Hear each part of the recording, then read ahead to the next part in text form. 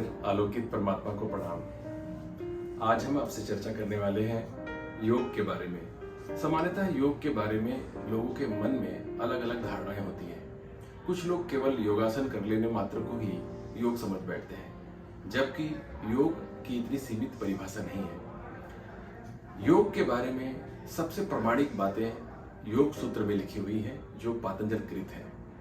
उसके दूसरे और तीसरे श्लोक में ही पूरा योग समाया हुआ है।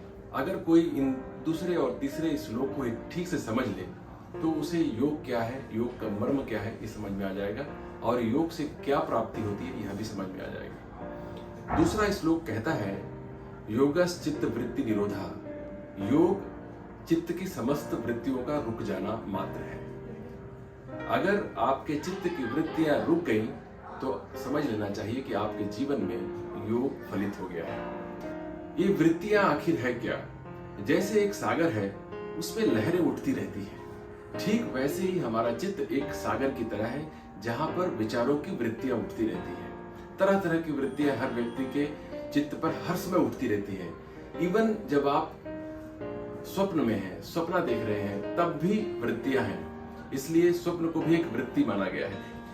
तो जब आपकी यह वृत्तियां रुक जाती हैं, तब आपके जीवन में योग अवतरित होता है। महर्षि पतंजल तीसरे श्लोक में कहते हैं, तदा दृष्टु स्वरूपे अवस्थानम। ऐसा हो जाने पर दृष्टा अपने स्वरूप में स्थित हो जाता है। दृष्टा आखिर है कौन?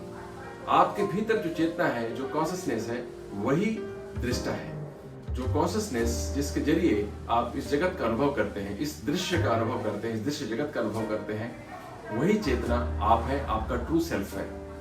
तो यह ट्रू सेल्फ अपने स्वरूप में स्थित हो जाता है।